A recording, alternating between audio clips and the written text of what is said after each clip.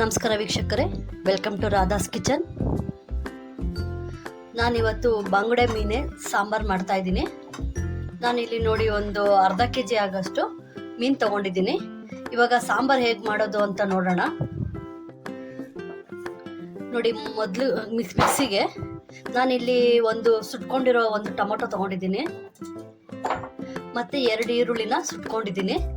Medium size 2 ಈರುಳ್ಳಿ ಸುಟ್ಕೊಂಡಿದ್ದೀನಿ. ಹಸಿದು ಹಾಕಿದ್ರೆ ಅಷ್ಟು ಟೇಸ್ಟ್ ಇರಲ್ಲ, ಸುಟ್ಕೊಂಡ್ರೆ ಸಾರು ತುಂಬಾ ಟೇಸ್ಟ್ ಇರುತ್ತೆ.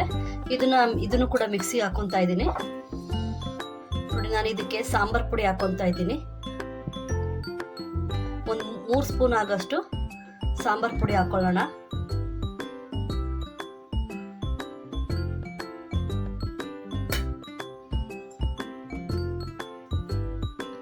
ನೋಡಿ, ಒಂದು ಸ್ವಲ್ಪ ಕರ್ಬೇವಿನ ಸೊಪ್ಪು ಹಾಕ್ತಾ ಇದ್ದೀನಿ. ನೋಡಿ, ಒಂದು ಸ್ವಲ್ಪ ಅರಿಶಿನ ಪುಡಿ ಹಾಕೊತಾ ಇದ್ದೀನಿ. ಇವಾಗ ಇದನ್ನ ಮಿಕ್ಸಿ ಮಾಡ್ಕೊಂಬರೋಣ. ನೋಡಿ, ನಾನು ಇವಾಗ ಮಿಕ್ಸಿ ಮಾಡ್ಕೊಂಬಂದಿದ್ದೀನಿ. ನೋಡ್ರಿ, ಇದು ನುಣ್ಣಗಿರ್ಬೇಕು. ಇದಕ್ಕೆ ತೆಂಗಿನಕಾಯಿ ಆಗಲಿ ಬೆಳ್ಳುಳ್ಳಿ ಆಗಲಿ ಏನು ಹಾಕೋದು ಬೇಡ. ಹೀಗೆ ಹಾಕಿದ್ರೇನೆ ಸಾಂಬಾರು ಚೆನ್ನಾಗಿರೋದು. ತೆಂಗಿನಕಾಯಿ ಹಾಕೋಕೆ ಹೋದ್ರೆ ಸಾಂಬಾರು ಟೇಸ್ಟ್ ಇರಲ್ಲ. ಮೊದಲಿಗೆ ಸ್ಟವ್ ಹಚ್ಕೊಂಡು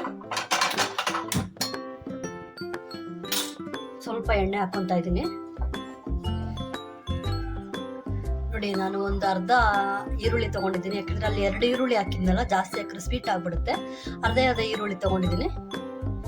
ಇದಕ್ಕೆ ಹಾಕೊಳ್ಳೋಣ.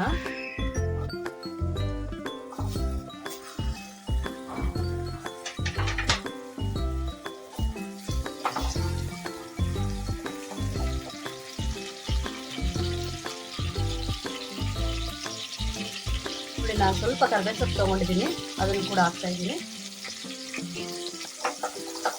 ನೋಡಿ, ನಾನು ಒಂದು ಚಿಕ್ಕದು ಮೀಡಿಯಂ ಸೈಜು ಒಂದು ಟೊಮೊಟೊ ತೊಗೊಂಡಿದ್ದೀನಿ.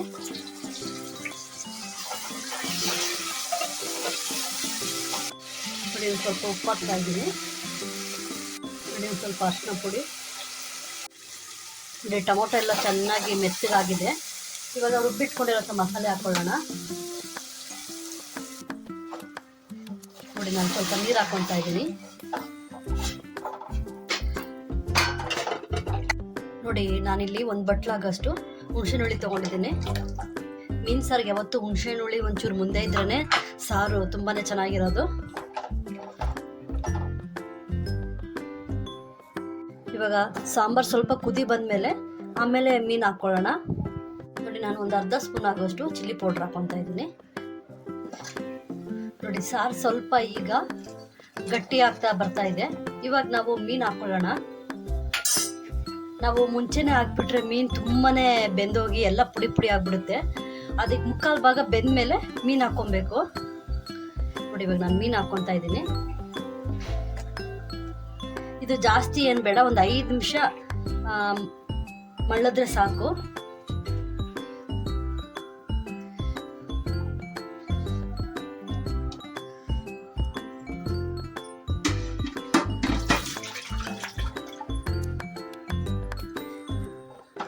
ನೋಡಿ, ಇವಾಗೆಲ್ಲ ಹಾಕಿದ್ದೀನಿ. ಈಗ ಒಂದು 5 ನಿಮಿಷ ಬಿಡೋಣ ಸಾಕು. ತಟ್ಟೆ ಮುಚ್ಚಿಬಿಡೋಣ ಇವಾಗ. ನೋಡಿ, ಇವಾಗ ಮೀನು ಚೆನ್ನಾಗಿ ಬೆಂದೋಗಿದೆ. ಸಾಕು, 5 ನಿಮಿಷ ಬೇಯಿಸಿದ್ರೆ ಸಾಕು, ಮೀನು ಬೆಂದೋಗಿರುತ್ತೆ. ನೋಡಿ, ಸಾಂಬಾರು ಕೂಡ ಗಟ್ಟಿಯಾಗಿದೆ. ಇದು ಶೀತಕ್ಕೆ, ನೆಗಡಿ ಕೋಲ್ಡ್ ಆದರೆ ಕುಡಿಯೋದಕ್ಕೆ ತುಂಬಾ ಚೆನ್ನಾಗಿರುತ್ತೆ ಮೀನು ಸಾರು. ನೋಡಿ, ಇವಾಗ ಸಾಂಬಾರು ಆಗಿದೆ. ಈಗ ಸ್ಟವ್ ಆಫ್ ಮಾಡ್ಕೊಳ್ಳೋಣ. ನೋಡಿ ವೀಕ್ಷಕರೇ, ಬಂಗುಡೆ ಮೀನು ಸಾಂಬಾರು ರೆಡಿಯಾಗಿದೆ. ನನ್ನ ಚಾನಲ್ ಇಷ್ಟ ಆದರೆ ಲೈಕ್ ಮಾಡಿ, ಶೇರ್ ಮಾಡಿ, ಸಬ್ಸ್ಕ್ರೈಬ್ ಮಾಡಿ, ಆದಷ್ಟು ಕಮೆಂಟ್ ಮಾಡಿ.